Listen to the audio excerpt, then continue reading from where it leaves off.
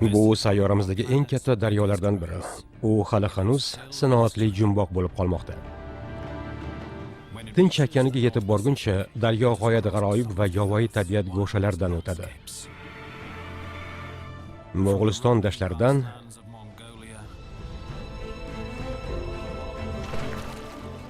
Sibirning poyonsiz qalin o'rmonlarigacha.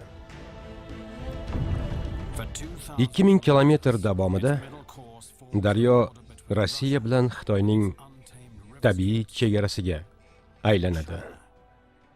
Xitoyda botqoqliklar ufqdan to ufq qadar fermalarga aylantirilgan.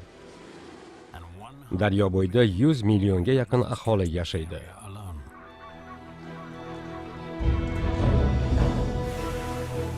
Qudratli va asov oqimlar yuqoridan pastga quyiladi.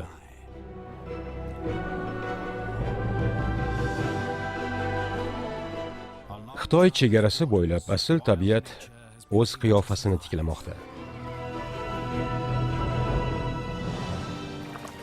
Uning eng chekka hududlaridan yovvoyi jonzotlar yana qayta boshlamoqda.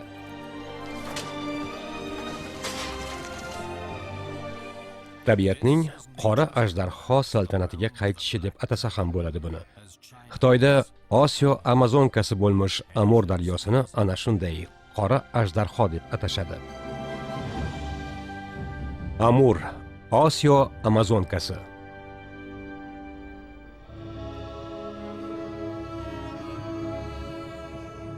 Qora ajdarho. Eng sersuv hudud nomiga munosiblari izlangudek bo'lsa, aynan shu yer bu nomga loyiq. Amurning ichki tarmoqlangan hududi, daryoning Rossiyadagi quyilish joyi, etakdan to yuqoriga qarab oquvchi minglab kilometr masofadagi qismi.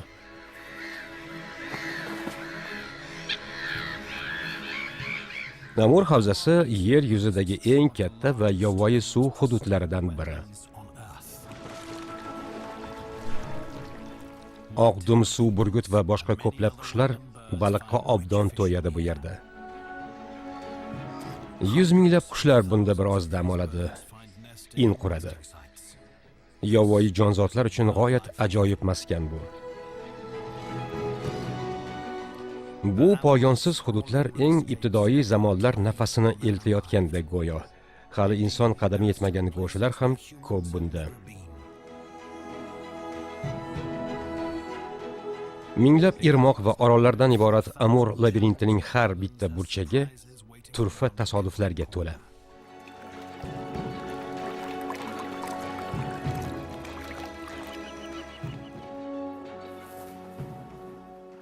Bu Osiyo Amazonkasining ko'plab antiqa maskanlaridan biri xolos.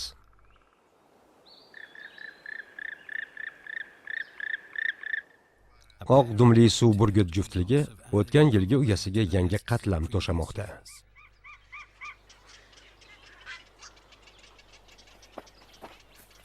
Suv burgut sonining ortishi uning o'ljasi ham tirikchilikdan qiynalmay ko'payib borayotganidan darak beradi. Suv burgut odatda asosan baliq bilan oziqlanadi. Ammo agar baliq tuta olmasa, suvda suzib yurgan boshqa hayvonlar ham bo'laveradi. Ayniqsa atrof to'la qarqara bo'lsa, suv burgut och qolmaydi.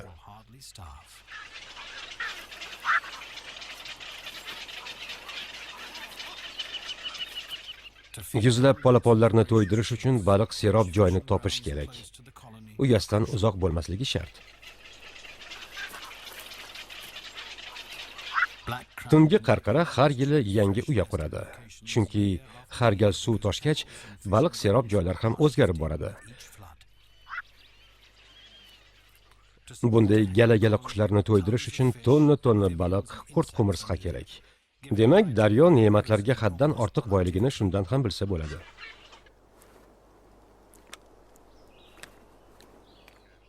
Har tong atrofni sirli tuman qoplaydi.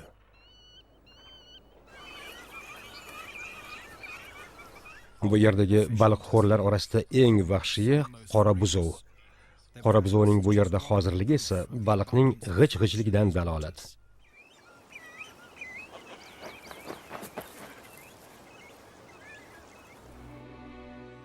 Amur havzasining o'zi ham bunday olganda tirik mavjudotdir.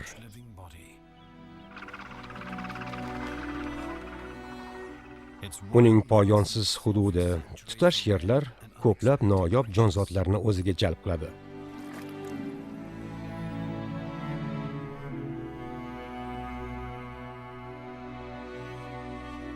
Qachonlardir nilufar g'ujg'on o'sgan maydonlar Amur daryosining har ikki qirg'og'i bo'ylab yastangandi.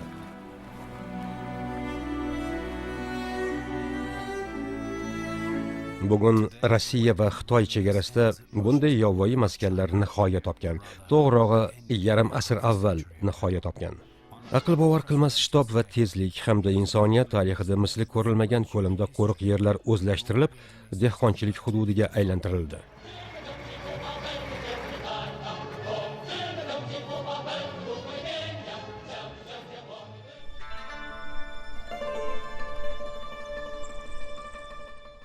Mana oradan yarim asr o'tib, Manjuriya botqoqliklari sholi maydonlariga aylandi. Yer yuzining eng shimoliy va eng katta sholizorlariga.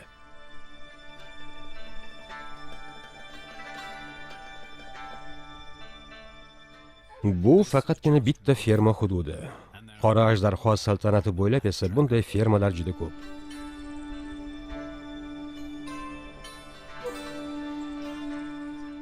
Xitoydagi sholning 25% aynan shu yerda yetishtiriladi va millionlab insonlarni to'ydiradi. Amur va Sungari daryolarining tarmoqlangan hududi qishloq xo'jaligi sanoati chegarasidir.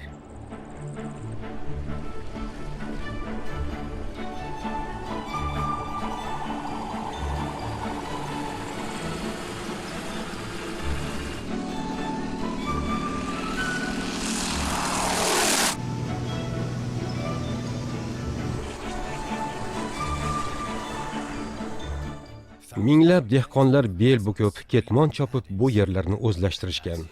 Endi tarixga aylandi bu gaplar.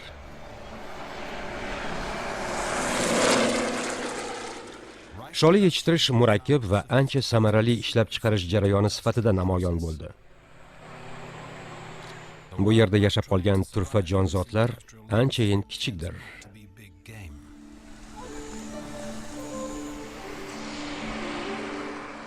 Xoh tabiiy bo'lsin, xoh boshqa og'ir shart-sharoitlarda uncha-muncha hayvonot olami vakillari yashab ketavermaydi. Sholizor va daraxtzorlar inson qo'li bilan yaratilgan.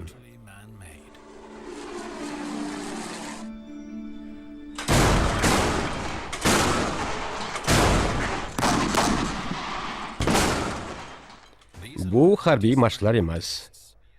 Qalin bulutlar bostirib kelmoqda.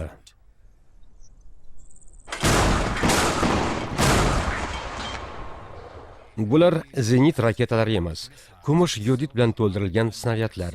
Kuchli jala ekin maydonlariga zarar yetkazmasdan avval bulutni tarqatib yuboradi u.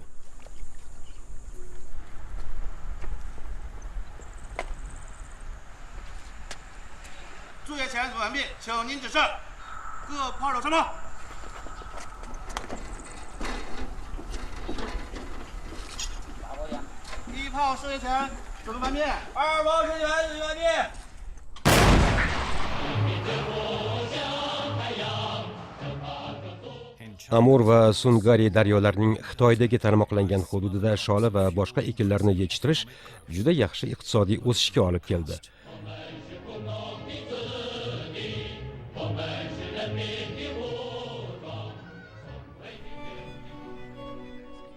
Ayni chog'da tabiatga dam berib, davolab turish kerakligini ham yaxshi tushunib yetishdi. Shu bois suv hududlarini qayta tiklash dasturini boshlab yuborishdi.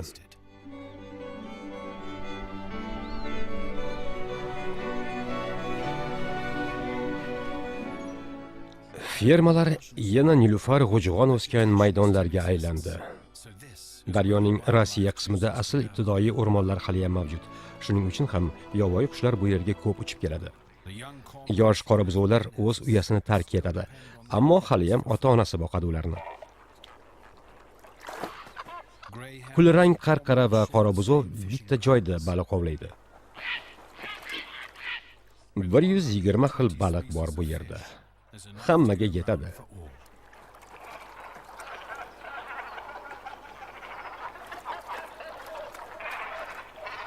Lekin faqat baliq ovlash bilan kifoyalanmaydi ular. Amfibiya ham g'ij-g'ij bu yerda.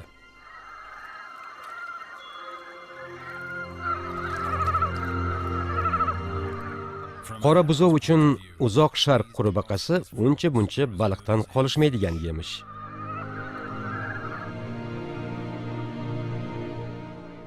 Amurdagi baliqlarning faqat bittagina turi shu daryo nomi bilan ataladi.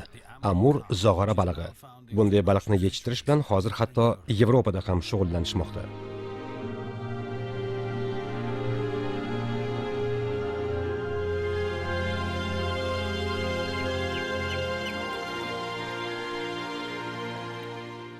Yevrosiyoning boshqa bir chekkasida baliqlarni yeb tashlamoqda deb qunduzlarni butunlay qirilib ketguncha ovlashgandi.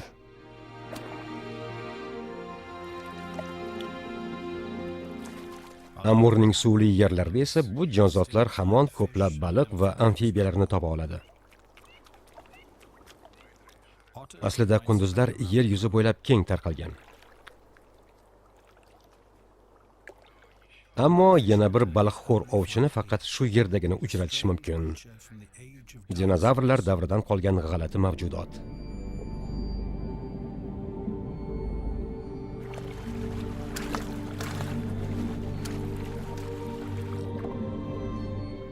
Uzoq sharq toshbaqasi.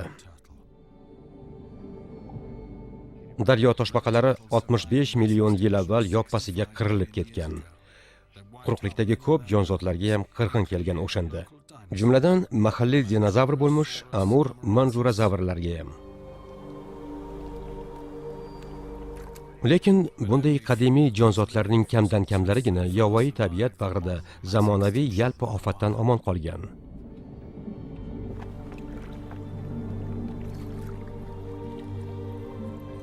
Uzoq sharq toshbaqasi avvallari Xitoyning ko'plab yirik daryolarida yashardi. Amur daryosi bunday toshbaqalar yashaydigan hududning eng shimoliy chekkasi edi. Endi esa bu daryo toshbaqalarning oxirgi tabiiy panoh makoniga aylangan.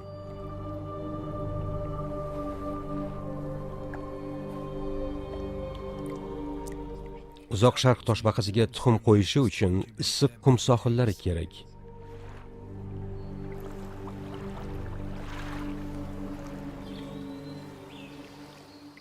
Yana bir baliq ovlovchi noyob qush daryo bag'ridagi minglab orollardan ma'qul uya va baliq serob joylarni qidiradi. Yapon turnasi uzoq sharqdagi ko'plab xalqlar va elatlar uchun baxt va umrguzaronlik ramziga aylangan.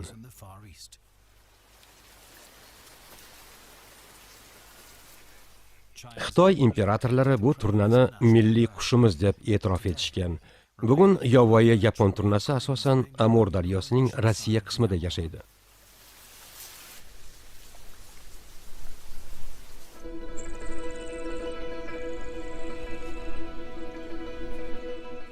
Xitoy tomonida esa turna raqsi bu ajoyib qushning bahor chog'i muzlagan botqoqlik uzra o'z juftiga xushtorligini namoyish etib, tomoshabinga zavq bag'ishlagan zamonlarni eslatadi.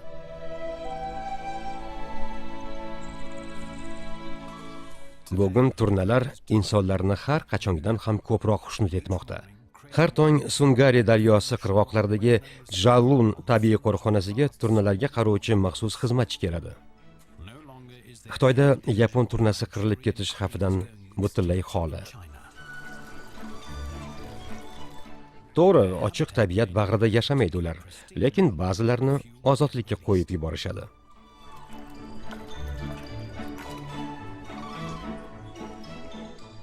Agar omadi kelsa, qushlar Rossiya tomon uchib ketayotgan to'daga qo'shilib olishi yoki yolg'iz uchishi ham mumkin. Hozircha esa Jalun turnalarini kuzatish uchun Xitoydagi eng qulay joy bo'lib qolaveradi. Kuniga 2 mahal aniq belgilangan vaqtda chipta olishni unutmagan to'da sayyohlar aynan shu bilan mashg'ul bo'ladi.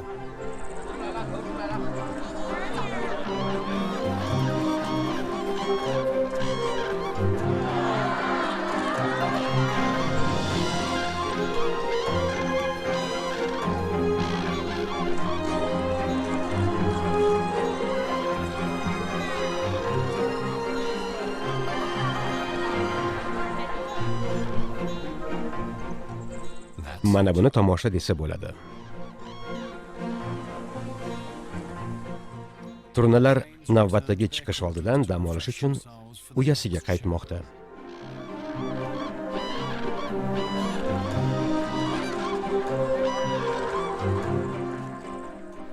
Unutilmas damlar bu.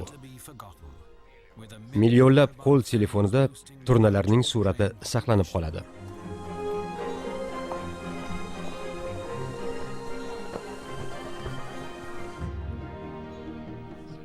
Amurning eng katta irmog'i bo'lmish Sungari uzra ucharkan, turnalar daryo bo'ylab yuqoriga, Xitoyning eng serhosil fermalari tomon boradi. Shimoliy Koreyaga yaqinlashar ekanmiz, tevarak atrofda o'rmonlar ko'payadi. Sungari daryosi yuksak cho'qqilardan oqib tushadigan shaffof irmoqdan boshlanadi. Chanbanshang harakatdagi vulqon, yon atrofi subtropik o'rmonlar bilan o'ralgan.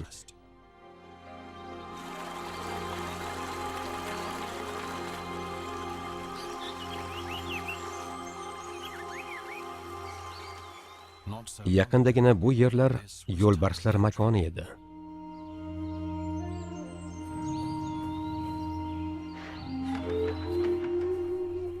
Ular haligacha Shimoliy Koreya va Rossiya chegarasidan o'tib, mehmonga kelib turadi.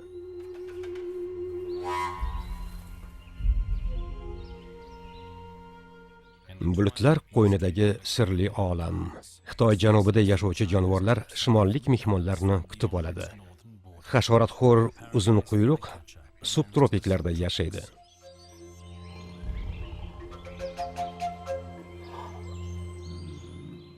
Chanbayshanni o'rab turgan changalzoru kichik vulqonlar Manjuriya va Sibirdagi Amurning shimoliy irmoqlari tabiatidan butunlay farq qiladi.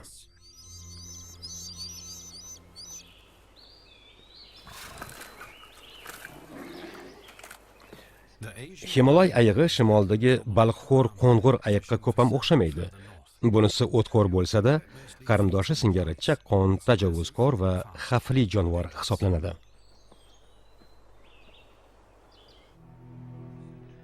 Asrlar davomida bu yerlarga odamlarning kelishi taqiqlangandi. Ko'chmanchilar va ovchilar imperatorning shaxsiy hududiga kiritilmagan.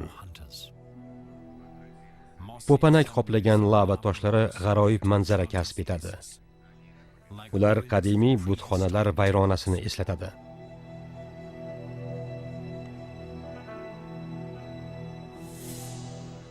Daryo bo'yida havo nam, tuman qoplagan.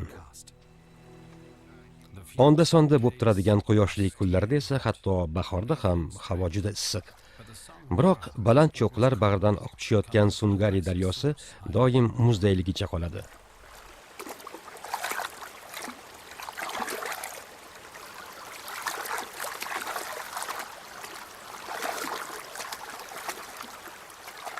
Bu yerda baliq yo'q, lekin o'txo'rlar uchun o'rmonda o't-o'lan, ildizpoya va yovvoyi mevalar serob.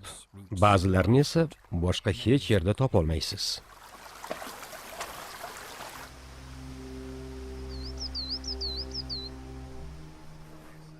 Xitoyning sharqiy chegarasidagi o'rmonlar Rossiya va Shimoliy Koreya o'rmonlariga tutashib ketadi. Mohiyatan olib qaraganda bu yerlarga inson qadami yetmagan. Yo'lbarsning sevimli o'ljasi xoldor kiyik.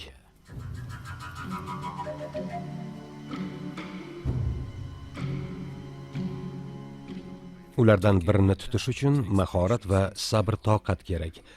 Yo'lbars qo'qqisdan hujum qilishi lozim.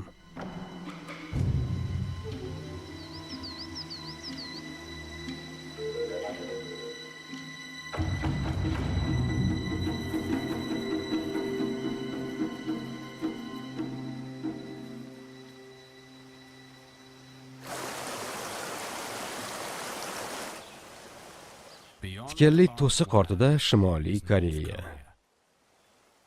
To'siqning har ikki tomonida ham faqat chegarachilar yuradi.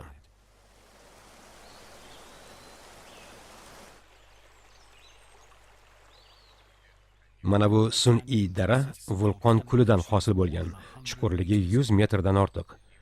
Atigi 1000 yil avval paydo bo'lgan u. Shuning uchun o'rmonlari ham nisbatan yosh. Shu vaqt mobaynida daryo kul oralab o'ziga yo'l ochgan. Suv kul qoldiqlarini pastlikka o'zi bilan olib ketadi. Chanbayshaydan yuqoriga ko'tarilsangiz, o'rmon o'zgaradi. Bu yerda Koreya qarag'ayi ko'p. Daryo bazalt qoyalar u lava hamda kul qatlamiga urilib tushadi. Shimoli sharqiy Xitoyning boy o'tmishiga shular guvoh.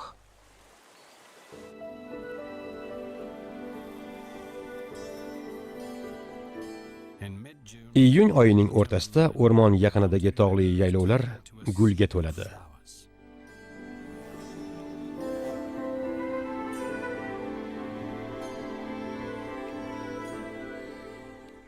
Tong yonbag'rida katta-kichik kraterlarga, vulqon tirqishlariga duch kelish mumkin. Ularning ba'zilari sokin ko'llarga aylangan.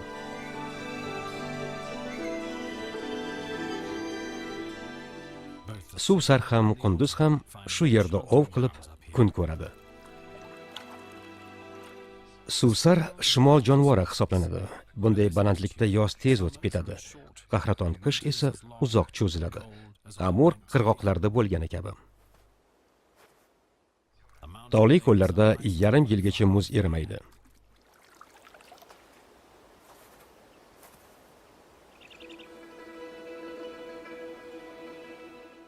Chanbayshang bu yerdagi yagona eng baland tog'. Undagi o'simliklarning ko'pi faqat shu yerda o'sadi. O'z-o'zidan endemik, ya'ni boshqa joyda uchramaydigan o'simlik turlari vujudga kelgan.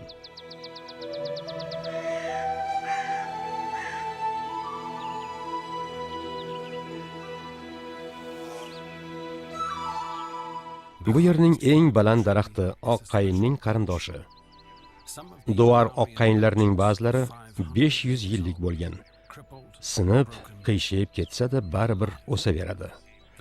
Yiliga 7 oy mobaynida daraxtlarni qor qoplab turadi.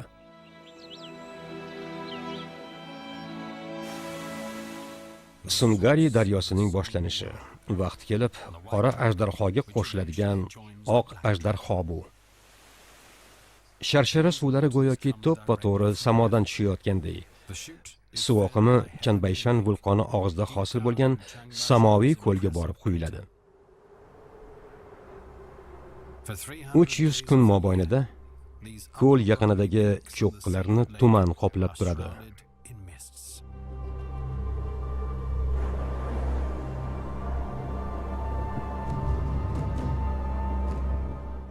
Chanbayshan vulqoni so'nggi marta 18-asrda otilgani ma'lum.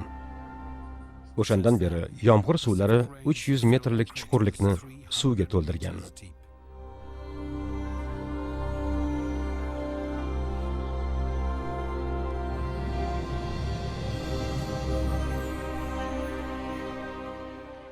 Samoviy ko'lga Xitoy ham, Shimoliy Koreya ham egalik qiladi. Har ikki xalq sirli bu joyni muqaddas deb biladi.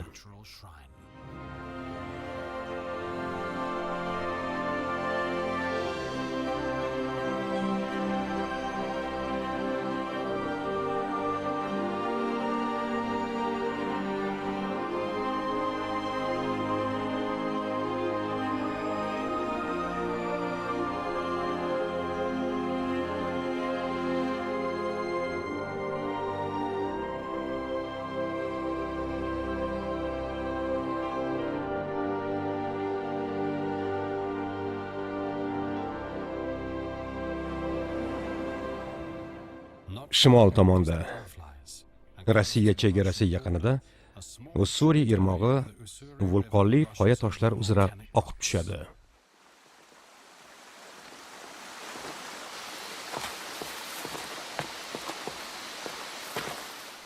Bu qoplon va yo'lbarslar qo'riqxonasi. Qo'riqchilar bu yerni har hafta nazorat qilishadi. O'rmonning yovvoyi egalari ularning ortidan kuzatib kelishi mumkinligini yaxshi bilishadi. Qoplon arvoh misoli hech qachon ko'zga tashlanmaydi, lekin qo'riqchilar uning shu yerdaligini aniq bilishadi. Yirtqich ularni kuzatib kelyapti.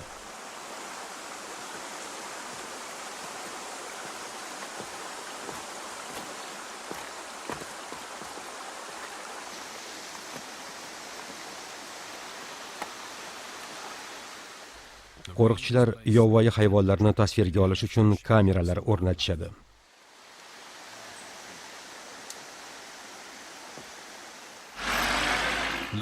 Uzoq hududlardan biri.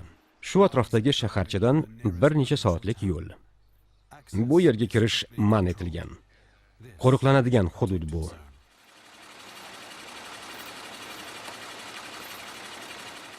Kerakli anjomlarni hatto o'rmon chegarasigacha yetkazib kelish oson ish emas.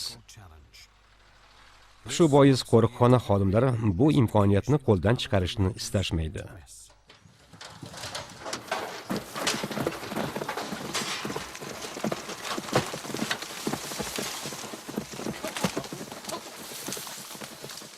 Xoldor kiyiklarni ozodlikka chiqarishlari bilan yo'lbars va qoplonlar ishga kirishadi.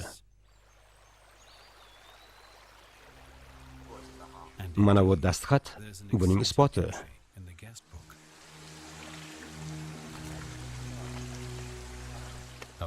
Yangi paydo bo'lgan panja izlari. Kuni kecha paydo bo'lgan kattagina qoplonning izi. U hali uzoqqa ketmagan.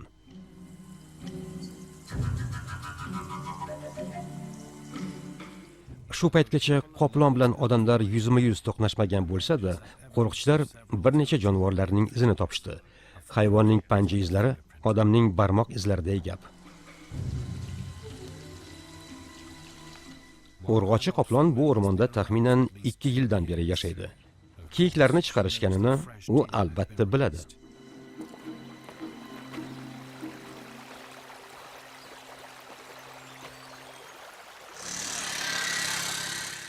Qo'riqchilar qo'nalg'i o'rnida foydalanadigan kimsasiz bu qishloqni iqtisodiy yuksalish davrida odamlar tashlab ketgan.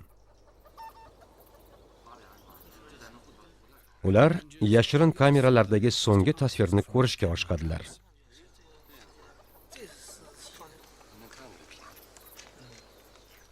Yo'lbars va qoplonlar uchun yegulik yetarliga o'xshaydi.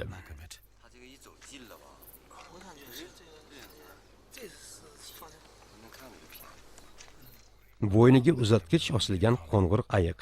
Eski tanish-ku. Ana endi tasvirga olish jarayoni boshlanadi. Shu urg'ochi qoplonning izlarini ko'rishgan ular. Yana nimadir ko'rindi. Endi u yolg'iz emas. 2013-yilning kuzida kameraga qoplonning 2ta bolasi tushib qolgan. Yarim asr oralig'ida Xitoy hududida bunday holat ro'y bermagandi.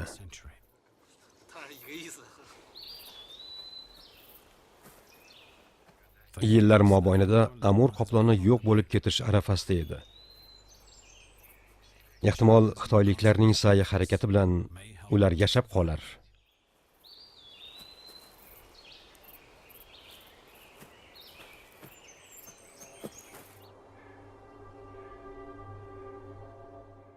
Amur hududidagi ko'plab tog'lar vulqon otilishi natijasida paydo bo'lgan. Bu yerning vodiylari ham vulqon otilishi ta'sirida shakllangan.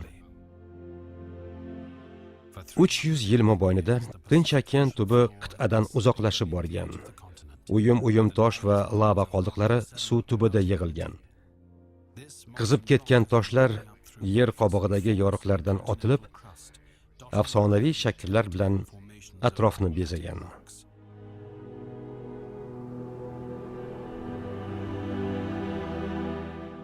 Amur daryosidan janubda Udalyanchi vulqoni yaratgan manzarani ko'rasiz. Bu yerda yer qobig'i nisbatan yupqalashgan.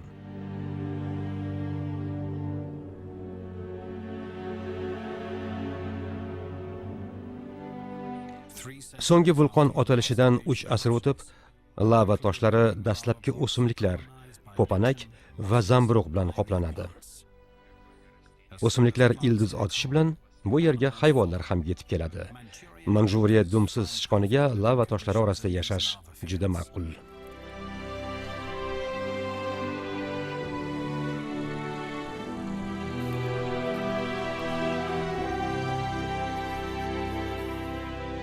Dumsiz sichqon har qanday sharoitga moslasha oladiganlar sirasiga kiradi. Manjuriya dumsiz sichqoni qoyalarda o'sayotgan o'simliklardan oziqlanib kun kechiradi. Daraxtlar bor joyda Osiyo burunduqlari ham paydo bo'ladi. O'rmon jonzoti u.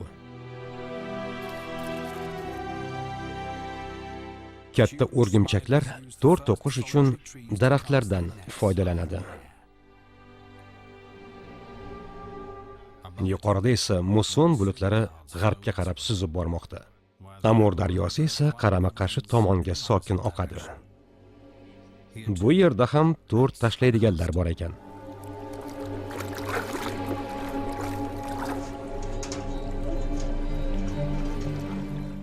Ruslar ham, xitoyliklar ham daryoning o'rtasigacha suzib borishadi.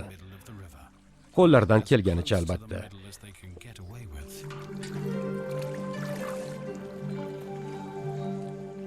Ularni har ikki qirg'oqdan muntazam kuzatib turishadi.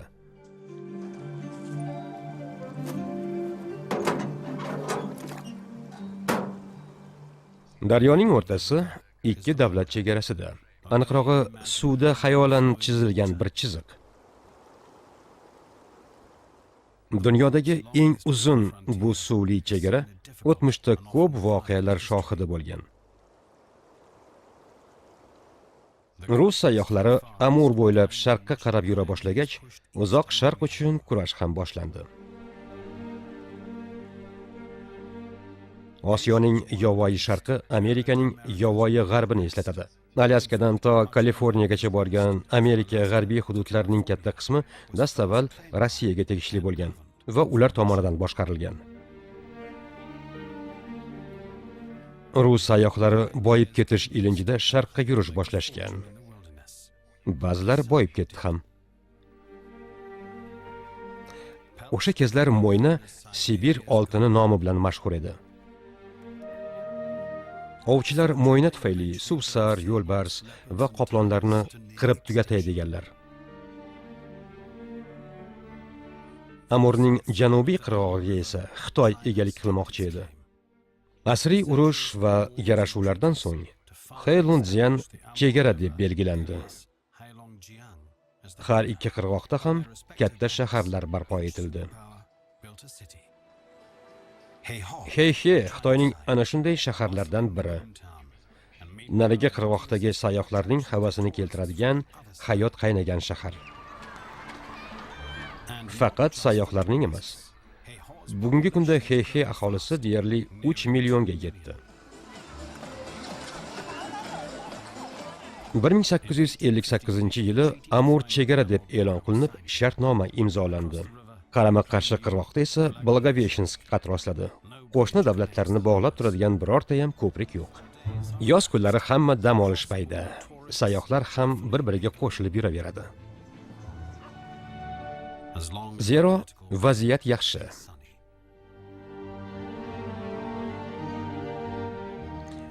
Amurda ob-havo to'satdan o'zgarishi mumkin.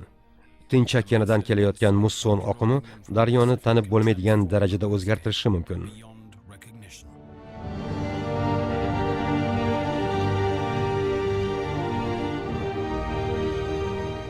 Osmonni bulut qoplagach, daryo bo'yida yashaydiganlar tez orada muammolar boshlanishini bilishadi.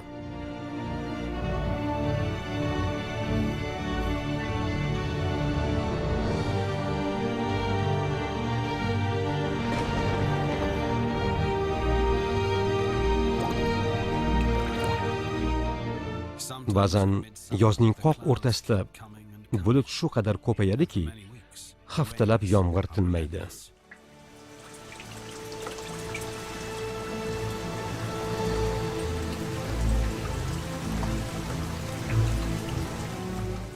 Shunda Amurdagi suv sathi taxminan 10 metrga ko'tarilishi mumkin.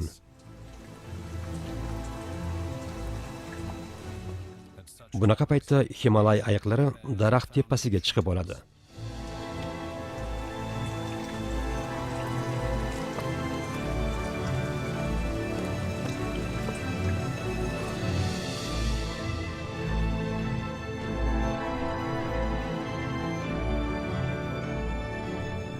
Yomg'ir mavsumida baliqxo'r ukki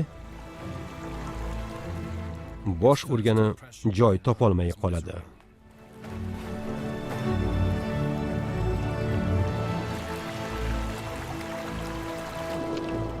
Irmoqlar kuchga kirgani sari daryo kengaygandan kengayadi. Hamma yoqni suv bosadi.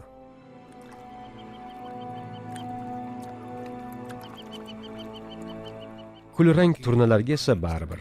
Ular suv toshqinidan uchib ketib qutulishi mumkin.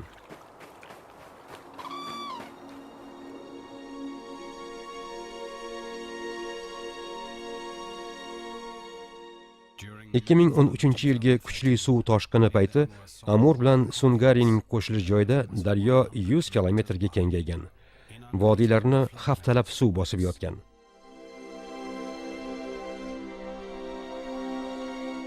Bunday kuchli suv toshqini 100 yilda bir marta bo'ladi. Lekin 5-6 yilda bo'lib turadigan suv toshqini ham tabiatga, hayvonot va nabotot olamiga ta'sir qilmay qo'ymaydi.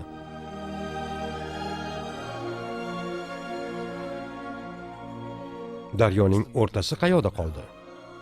Endi chegara qayerda? Daryo bo'yi yildan yilga o'zgarib boradi. Suv toshqini qanchalar ofat keltirishini bilib bo'lmaydi. Ba'zan Rossiya, ba'zan Xitoy tomonni, ko'pincha esa har ikki tomonni ham suv bosaveradi. 2013-yili Xitoyning 100 minglab gektar ekinzorlarini suv bosdi. Rossiyada esa minglab odamlar boshpanasiz qolgan.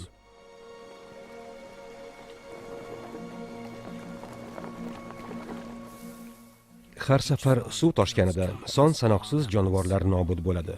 Ammo mana bu yumron qoziq inini tog'li hududlarda qaziydi.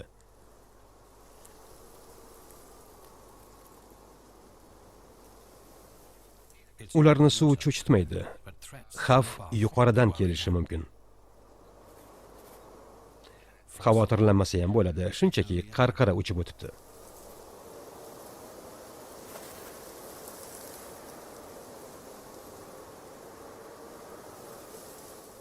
Botqoq bo'ktargisidan esa qo'rqish kerak.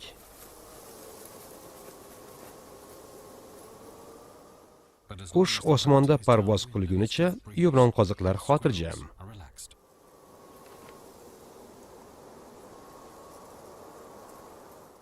Lekin ovchi pastlasa, yashiringan ma'qul.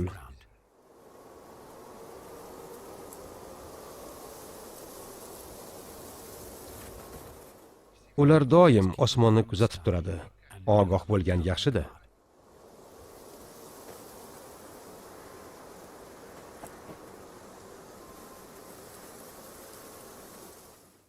Daryo bo'ylab yuqorida Mo'g'uliston dashtlari boshlangan joyda yashaydigan mana bu qushga ko'rkamlikda teng keladigani topilmasa kerak.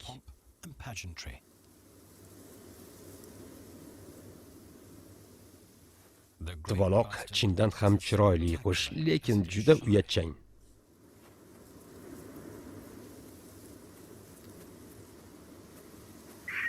Ammo modani hayratga solib bo'lgach, uyatchanlikdan asar ham qolmaydi.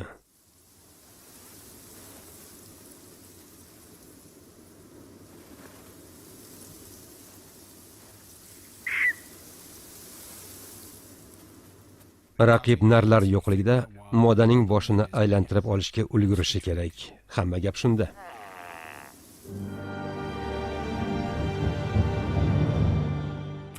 Amur daryosi Mo'g'ulistonning kattagina qismi bo'ylab shimoldan janubga qarab oqadi. Xitoyning eng shimoliy nuqtasi yonidan o'tadi.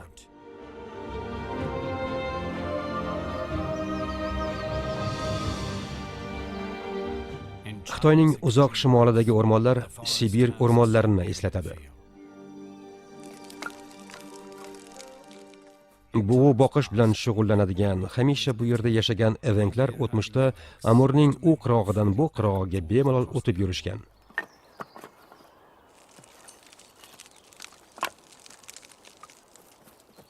Ular tunu kun gulxan yoqishadi. Jonivorlar shu gulxan tutuni ularni o'rmondagi millionlab chivindan himoya qilishini biladi.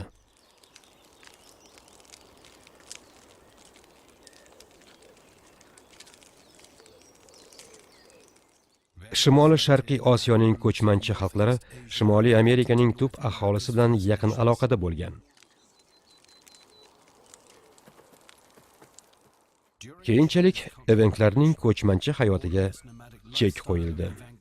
Endi sobiq ko'chmanchilar qishloqlarda yashashadi.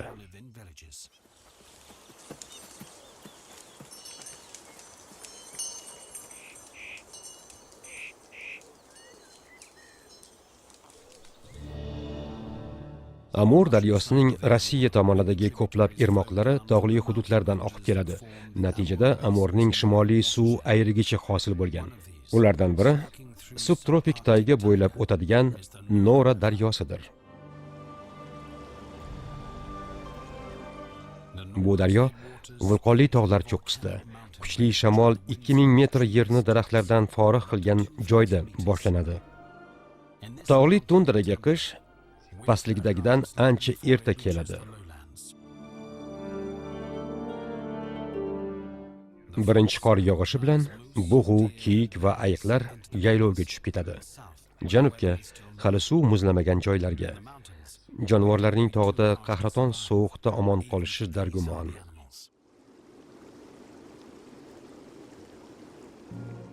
Hatto manavi chidamli hayvonlar ham, tayga g'ozlari va turnalar ham janubga intiladi. Bir necha kun mobaynida ular hali oltin kuz tark etmagan Amur suvlarda dam oladi.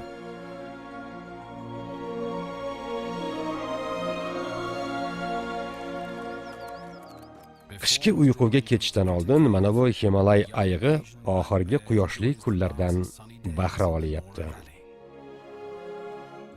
Har kuni qushlar Xitoy tomonga uchib ketadi.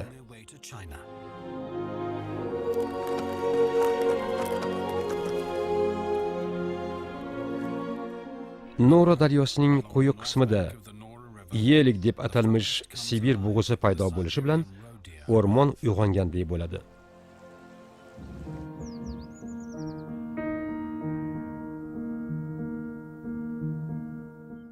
Oktyabr o'rtalarida qirg'oqdagi butazorda kiyiklar to'plana boshlaydi.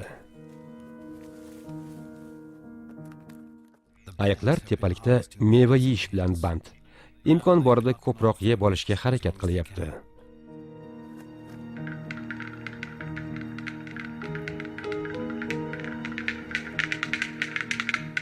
Ispan qayroqlari shaqillayotgandek go'yo. Taygada eshitilayotgan bu qarsildoq tovushlar qarqurning ovozi. Modalarga xushtorlik payti allaqachon tugagan. O'zlari ham ko'rinmaydi. Biroq nar qarqurlar qor tushguncha kuylashni to'xtatmaydi. Patlarni ko'z-ko'z qilishning payti emas dersiz balki. Aslida unday emas. Kelasi yilga xushtorlik uchun joy tanlashning ayni payti hozir. Qish tugashi bilanoq o'ziga juft izlay boshlaydi ular.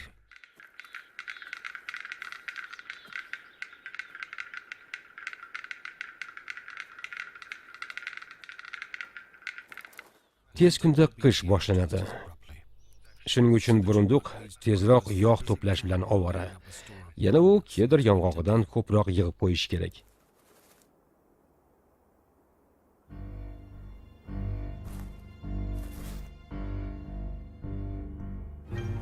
Mayda jonivorlar ukkining bigizdek o'tkir tirnoqlardan hamisha aziyat chekadi.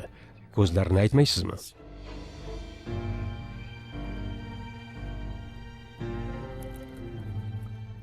Uning bu qarashidan yaxshilik kutmang.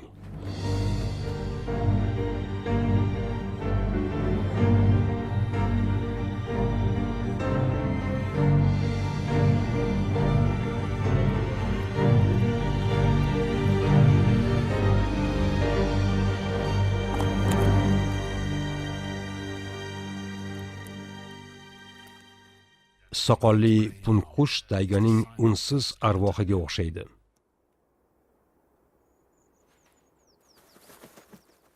To'da kiyiklar bu yerga kelishi bilanoq qirg'oqlarda bo'rilar soqchilik qila boshlaydi.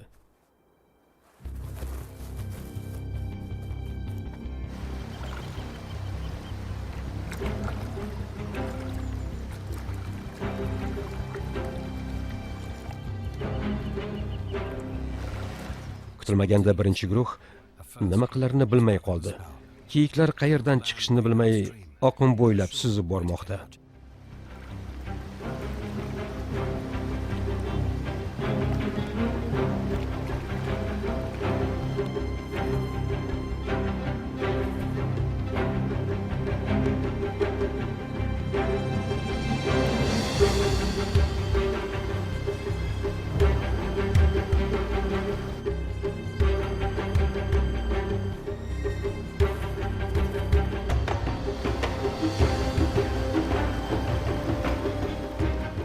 Yosh kiyiklar birinchi marta daryodan suzib o'tyapti. Ularning sarosimaga tushishi tabiiy.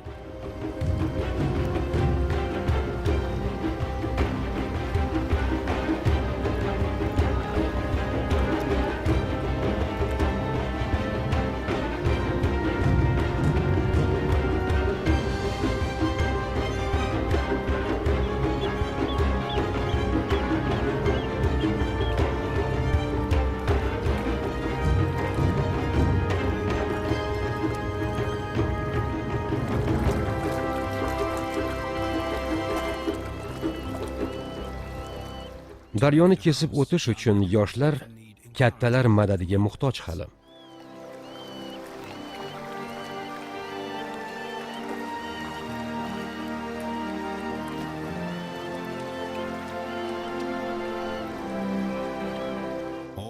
Jonivorlar Amur va uning irmoqlari bo'ylab tinimsiz ko'chib yuradi.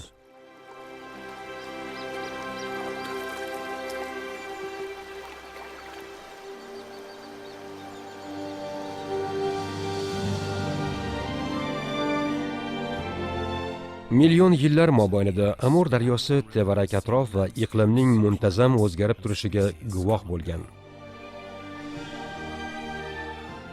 Bu qudratli daryo qayta-qayta oqimini, qiyofasini o'zgartirib turlanadi. Qora ajdarho qadimiy daryo bo'lsa-da, hamon barhayot. Film Dunyo bo'ylab telekanalda o'zbek tiliga o'girildi.